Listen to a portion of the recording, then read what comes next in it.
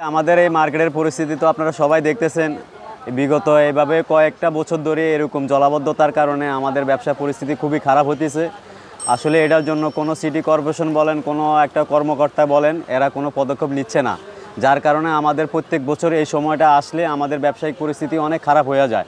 আমরা ঠিকমতো ব্যবসা পরিচালনা করতে পারি না এবং কি আমরা অনেক ক্ষয়ক্ষতির সম্মুখীন হচ্ছি।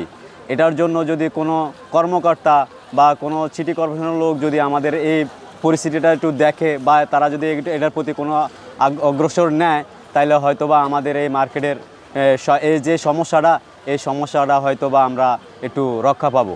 কিন্তু আসলে এটার জন্য তো তারা কোনো পদক্ষেপ নিচ্ছে না। বৃষ্টি হলে নিউ মার্কেটে প্রায় এরকম পানি হয়ে যায়, তো পানি হওয়ার কারণে ওই জায়গাটা আসলে চারদিক ঢাল সরু, তো যার কারণে বৃষ্টি হলে এই জায়গাটা পানি জমে যায়, তো এই জায়গাটার পানি নামতে দেরি হয়, যার কারণে সাধারণ মার্কেটে কেনাকাটা যারা করতে আসে তাদের একটা দুর্ভোগ। সিটি কর্পোরেশন শোনে না বলতে তা না, কিন্তু বেশি ভারী বৃষ্টি হইলে এরকম পানি হয় নিউ মার্কেট, এর চেয়ে আর এটা কিছু করার মতো নাই। এরকম এটা অনেক পুরানো গভর্নমেন্ট মার্কেট, তো যার কারণে এটা এরকম সিস্টেমই।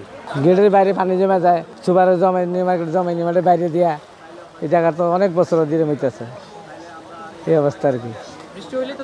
হ্যাঁ হ্যাঁ, কোনো ব্যবস্থা নিতেছে না তো। হ্যাঁ, ধন্যবাদ। দর্শক, এখানে উপস্থিত বিক্রেতারা যেমনটি বলছে যে কাল রাত থেকে যে বৃষ্টি হয়েছে সেই বৃষ্টিতে কিন্তু নিউ মার্কেটের মধ্যে হাঁটু পর্যন্ত পানি কিন্তু উঠে গিয়েছিল এবং সকাল থেকে পাম্পের মাধ্যমে পানি নিষ্কাশন কিন্তু চলছে। এখনও দেখতে পাচ্ছেন যে নিউ মার্কেটের অবস্থা